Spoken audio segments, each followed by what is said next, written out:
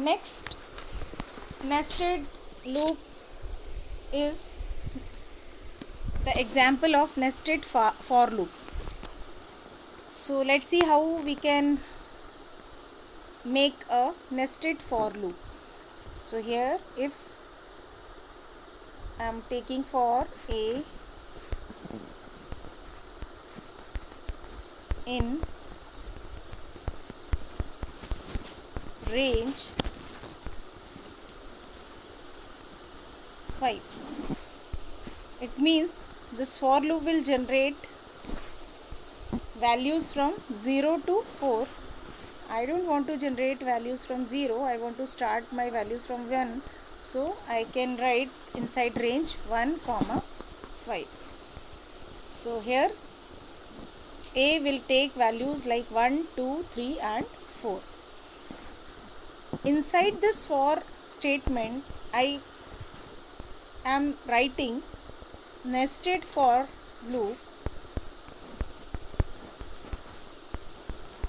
which is like that for B in range, and here I want to execute my for loop, nested for loop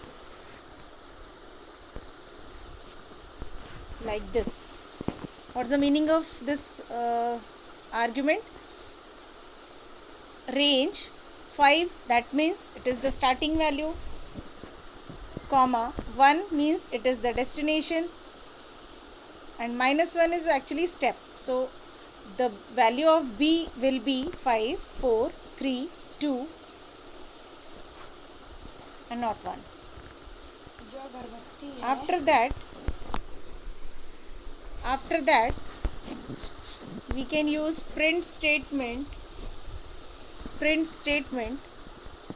with B, and let's see what this print statement will do. It will print 5, 4, 3, 2, 5, 4, 3, 2, 5, 4, 3, 2, 5, 4, 3, 2. How many times? 1, 2, 3 and 4. 4 times. So let's evaluate this, how this is going to happen. Actually, this is the main outer for loop. It will generate values for A. The values of A we will get 1, 2, 3 and 4, which means this outer loop will execute actually 4 times. So when this for takes the value 1, the inner for will be executed where the values of B will be 5, 4, 3, 2. Okay, so first 5, 4, 3, 2 the set we will get with this, and when the value of B reaches to 1, which will make false to this inner loop, then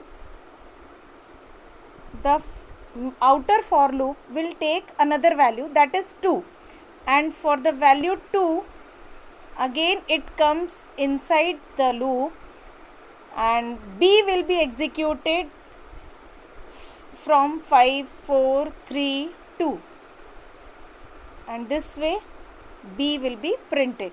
So second set of 5, 4, 3, 2 will be printed, and here again the next value of for will be considered, that is the value 3.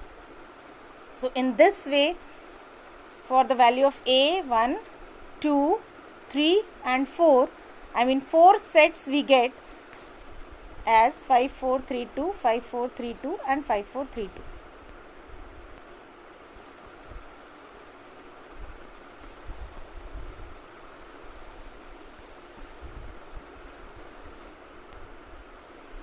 So this is the output of outer for loop.